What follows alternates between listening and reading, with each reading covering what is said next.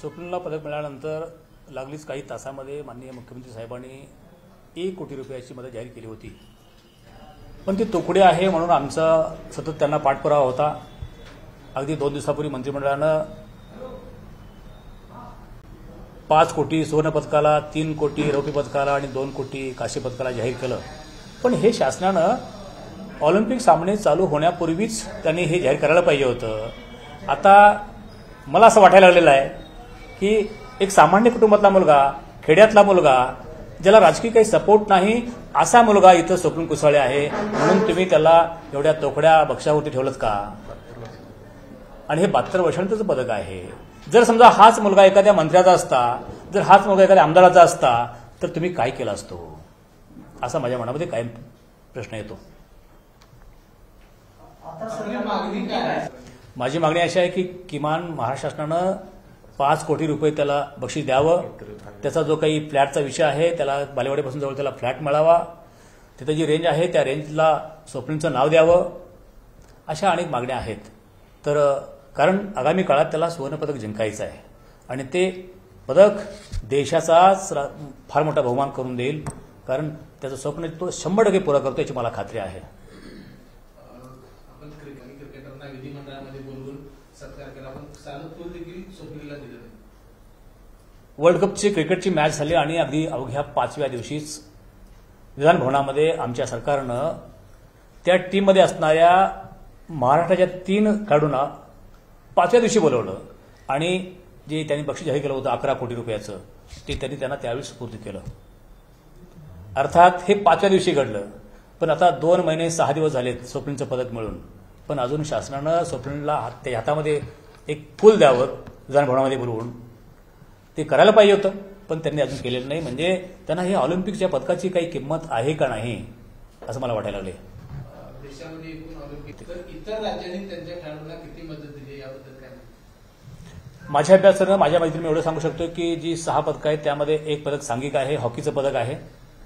पहिली 5 पदकं त्यामध्ये 4 पदकं आहेत ती हरियाणामध्ये आहेत आणि 1 पदक आहे ते आपल्या राज्याचं स्वप्नीलचं पदक नेमबाजीचं आपल्या महाराष्ट्राचं.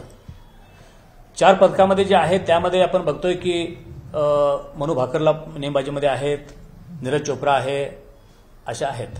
आता त्या राज्यांनी जे काही 5 कोटी 4 कोटी दिलेलं आहेत ते म्हणजे आपण त्यांची तोडच करू शकत नाही. कारण हरियाणा शासन हे छोटं राज्य आहे, त्यांचं आर्थिक उत्पन्न कमी आहे, तरी पण हे राज्य इतकं रक्कम आपल्या मुलांना देतं, खेळाडूंना देतं आणि खरोखर त्या राज्याचं कौतुकच करायला पाहिजे. कितीतरी पुरस्कार ते मुलांना देतं ते मांडलं पाहिजे राज्याला. पदक मिळाल्यानंतर तुमच्या खात्यावर जमा झाली आहे आता या सद्यस्थितीत? हे पहा, मी आता मगाशीच बोललो की 1 कोटी रुपये जाहीर केलं होतं यापूर्वी काय, पण आम्ही पाठपुरावा करतोय 5 कोटीचा. त्यामुळं आम्ही त्या 1 कोटी रुपयाच्या बक्षाकडे अजिबात लक्ष दिलेलं नाही. नावा खात्यावर आलेत का नाही ते माहीत नाही. फक्त आमची मागणी आहे स्वप्नीलचा आगामी काळामध्ये खर्च मोठा आहे, त्याला 5 कोटीशिवाय पर्याय नाही. किती खर्च असू शकतो 2028 पर्यंत स्वप्नीलचं प्रॅक्टिस असेल किंवा बाकीचं? माझ्या अंदाजानं तो खर्च जवळजवळ तो 3 कोटीच्या पुढे जाईल. कारण त्याला लागणारी काडतूस आहेत ना, ती काडतूस आता त्याला साधी बंदूक घेऊन चालणार नाही आहे. आता त्याला ऑलिम्पिकचं सुवर्णपदक जिंकायचं असेल तर त्याला चांगल्या प्रकारची बंदूकच घ्यावी लागेल. काडतूसचा खर्च मोठा आहे. दिवसाला कमीत कमी 250-300 त्याला काडतूस फायर केली पाहिजेत. आणि तुम्ही सगळे दाणी आहात, तुम्ही माहिती घ्या 100-100 रुपयाच्या आसपास त्या एका काडतुसाची किंमत असते. जर एका काडतूसची किंमत जर 100 रुपये असेल तर दिवसा फायर केलेल्या 300 काडतूसची किंमत झाली 300 रुपये. म्हणजे एका दिवसाचा जो खर्च आहे तो 3,000. एका दिवसाचा खर्च आहे 30,000 रुपये. तो एका दिवसाचा खर्च आहे 30,000 रुपये. मग मला सांगा की त्याची ही रक्कम कुठे पुरणार आहे? त्यामुळं नेमबाजी हा खर्च आमच्यासारख्या सामान्य माणसाला परवडणारा नाही. आणि जर शासन एवढं उदासीन आहे असं मला माहिती असतं तर मी खरोखर माझ्या मुलाला तिकडे पाठवलं नसतं, कारण मी इतका मोठा नाही आहे. रेल्वे प्रशासनाकडनं त्या ठिकाणी काही सवलत वगैरे मिळते की नाही मिळाले, कामामधनं त्याच्यात सूट मिळते का त्याला प्रॅक्टिससाठी, त्या बाबतीत काही प्रश्न येतोय का? त्याबद्दल सांगा. प्रमोशन मिळालंय की नाही त्याच्याबद्दल पण? हो, OSD नावाचं प्रमोशन जे आहे equal to deputy director sports हे जे पद आहे त्याला तेच पद पाहिजे होतं, ते त्यांच्या रेल्वे खात्याने त्याला दिलेलं आहे आणि तो त्या ठिकाणी त्यांना साईन पण केलेली आहे. ती त्याची गोष्ट त्याच्या रेल्वे खात्याने ती मनासारखी केलेली आहे. दुसरा एक असा प्रश्न या आहे मग की शासनानं तुम्ही पाठलागाने स्वप्नील देखील मुख्यमंत्र्यांची भेट घेतली होती, त्यावेळी काय झालं? स्वप्नील वर्षा मंगल्यावरतीच आदरणीय मुख्यमंत्री साहेबांना भेटलेला आहे. मी मगाशी बोललोच की हे 1 कोटी रुपये फार तोकडा आहे, आपण त्यात रक्कम वाढवायला पाहिजे यासाठी, किंवा त्याच्या ज्या मागण्या होत्या, फ्लॅटचा विषय आहे यासाठी बोललेलं. आता ऍक्च्युली तिथे त्यांचा जो विषय काय झाला आहे तो मुख्यमंत्री साहेब आणि स्वप्नीलांना माहिती आहे. बघूया कसं आहे, राजकीय लोक हे ताबडतोब चला झालं काम असं कोण सांगू शकणार नाहीत. बघू आपण विचार करूया असं त्यावेळी ते बोललेत. दुसरा ह्याबद्दल एक माझा दुसरा एक का नको, आता मला असं वाटायला लागलेलं आहे की जो सामान्य माणूस शेतकरी शेती करतो आपल्या घरामध्ये कुटुंबामध्ये, त्या शेतकरी माणसाचं हे कामच नाही आहे. स्पष्ट का बोलतो, कारण हा जो खर्च आहे तो सामान्य माणसाला परवडणारा खर्च नाही. ज्याच्याकडे पैसा आहे तोच पालक आपल्या पाल्याला बंदूक मोठी घेऊ शकतो. कारण एका बंदुकीची किंमत आहे 6 लाख, 7 लाख, 10 लाख, 15 लाख, 20 लाख, 21 लाख. मग शेतकरी माणूस काय करू शकतो? ज्याला खताचं पोतं विकत आणताना कुणाकडे पैसे मागून घ्यायचे आणि खताचं पोतं आणायचं, अशी माणसं या रायफलमध्ये कोणी आपला मुलगा घालू शकणार नाहीत. काढतूचा खर्च वेगळाच आहे. पण आम्ही ते सगळं 15 वर्षामध्ये सोसलं का?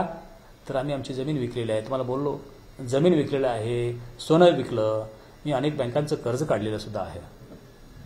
त्यामुळे पण मी माझ्या आयुष्यामध्ये या अखंड माझ्या सर्व्हिसमध्ये मी सोने खरेदीला कधी गेलो नाही. सोन्याच्या दुकानामध्ये माझ्या मिसेससाठी, मायासाठी, कुटुंबासाठी कधी सोनं विकत घ्यायला कधी गेलो नाही. गेलो असेल ते सोनं विकण्यासाठीच गेलोय. सर, ऑलिम्पिक पदक घेतल्यानंतर काही राज्य सरकारने मदत जाहीर केली होती, बक्षीस. आज तुम्ही 2 महिन्यानंतर पत्रकार परिषद घेताय. इतके दिवस का लागले? कारण तुम्हाला ती रक्कम किती आहे ती माहिती होती. आज 2 महिने 4 दिवस का लागले? सांगतो. तुमचा प्रश्न बरोबर आहे. आम्ही शासनाची वाट पाहत होतो. शासन आज नाही उद्या करेल, उद्या नाही परवा करेल, आणि आमचा पाठपुरावा सारखा चालू होता. मी आमच्या मतदारसंघाचे आमदार आदरणीय प्रकाशराव आंबेडकर साहेबांना वारंवार बोलत होतो. प्रसंगी त्यांच्या घरी जाऊन बोलायचं, प्रसंगी त्यांना फोनवरनं बोलायचं. मी आतापर्यंत त्यांना जवळजवळ 6-7 वेळा माझा त्यांचा या विषयावर टच झालेला आहे. आणि मुख्यमंत्री साहेबांना कधी प्रत्यक्ष भेटू शकत नव्हतो, कारण मी लांब आहे, खूप लांब आहे, आणि आदरणीय मुख्यमंत्र्यांची भेट होणं एवढं सोपं काम नव्हतं. मग त्यामुळे स्वप्नील आणि त्याचा मित्र त्यांच्या संपर्कामध्ये होते. त्यांचं टायमिंग घेऊन त्यांना भेटायचं काम ते करत होते. आताच मला तुम्ही प्रश्न विचारलात, उद्या परवा इथं आपल्याला मुख्यमंत्री आपल्या भागात येतात.